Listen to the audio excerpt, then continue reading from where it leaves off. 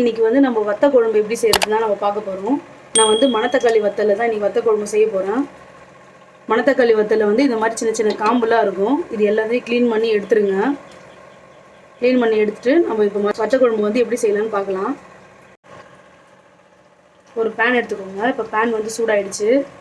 இப்போ தேவையான அளவுக்கு நான் நல்லெண்ணெய் சேர்த்துக்கிறேன். நம்மளுடைய பாரம்பரிய எண்ணெய் வந்து நல்லெண்ணெய் தான். அதுக்கப்புறம் தான் வந்து கடலை எண்ணெய், தேங்காய் எண்ணெய் இது எல்லாமே வர ஆரம்பிச்சிது. இப்போவும் வந்து நம்ம கடலை எண்ணெயில் சமைக்கிறது தான் நம்ம உடம்புக்கு ரொம்ப ஹெல்த்தியாக இருக்கும். இப்போ வந்து எண்ணெய் வந்து சூடாயிடுச்சு. இப்போ வந்து 1/4 டீஸ்பூன் வந்து நான் கடுகு சேர்த்துக்கிறேன். 1/4 டீஸ்பூன் வந்து உளுந்து சேர்த்துக்கிறேன். வெந்தயம் வந்து ஒரு அரை டீஸ்பூன் சேர்த்துக்கிறேன். சீரகமும் ஒரு அரை டீஸ்பூன் சேர்த்துக்கிறேன். இதில் வந்து நான் 2 காஞ்ச மிளகா வந்து கட் பண்ணி வச்சுருக்கேன். இதையும் சேர்த்துக்கலாம். க்ளீன் பண்ணி வச்சுருக்க மணத்தக்காளி வத்தலையும் இதில் சேர்த்துடலாம்.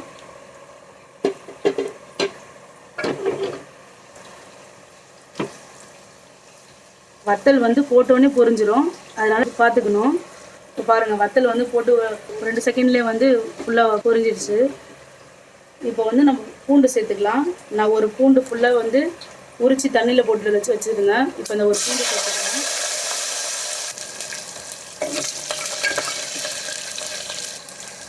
நான் வந்து சின்ன வெங்காயம் வந்து 2 வெங்காயம் கட் பண்ணி வச்சுருக்கேன். அந்த வெங்காயத்தை இதில் சேர்த்துக்கிறேன்.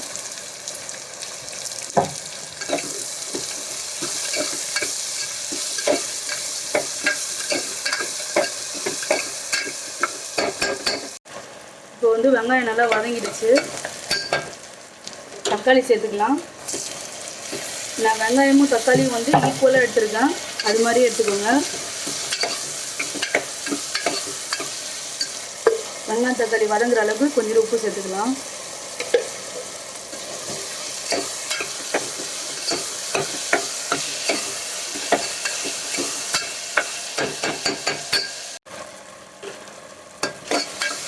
இப்போ வெங்காயம் தக்காளி எல்லாமே நல்லா வதங்கிடுச்சு. இப்போ நான் வந்து தேவையான அளவுக்கு மிளகாத்தூள் சேர்த்துக்கிறேன். உங்களுக்கு எவ்வளோ காரம் தேவைப்படுதோ அதுக்கேற்ற மாதிரி நீங்கள் சேர்த்துக்கோங்க. வத்த குழம்பு வந்து கொஞ்சம் லைட்டாக காரமாக இருந்தால் தான் நல்லாயிருக்கும். கொஞ்சம் லைட்டாக காரமாகவே சேர்த்துக்கோங்க.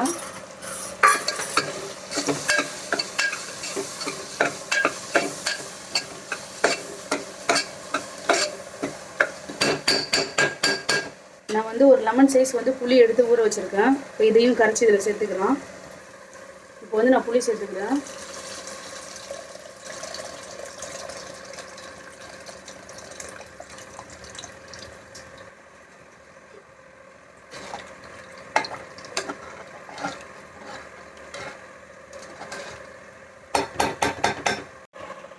இதில் கொஞ்சமாக பெருங்காயத்தூள் சேர்த்துக்கலாம்.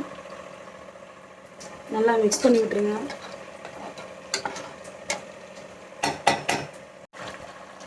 இப்போ நம்ம குழம்பு வந்து நல்லா கொதி வர ஆரம்பிச்சிருச்சு.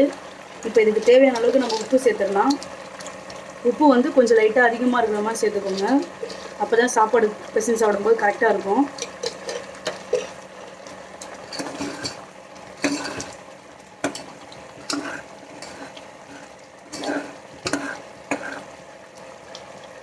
நான் வந்து 2 பத்த தேங்காய் வந்து துருவி வச்சுருக்கேன். துருவி வச்ச தேங்காய் வந்து இதில் சேர்த்துக்கிறேன்.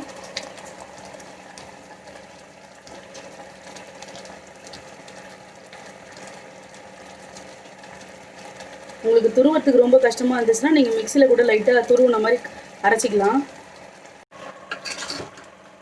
நல்லா மிக்ஸ் பண்ணி விட்டுடலாம்.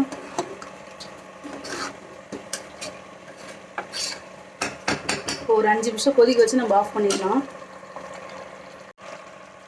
இப்போ பாருங்கள், வத்த குழம்பு வந்து நல்லா கொதி வர ஆரம்பிச்சிருச்சு. எண்ணெய்லாம் மேலே வர ஆரம்பிச்சிருச்சு. அப்போ தான் வந்து வத்த குழம்பு வந்து நல்லா கொதிச்சிருக்குன்னு அர்த்தம். இப்போ வந்து நம்ம கொத்தமல்லி கருவேப்பிலை சேர்த்து இறக்கிடலாம்.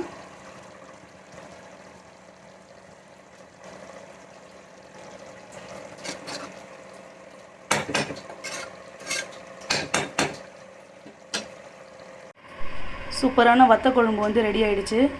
வாசனையே ரொம்ப சூப்பராக இருக்குது. நீங்களும் ட்ரை பண்ணி பாருங்கள்.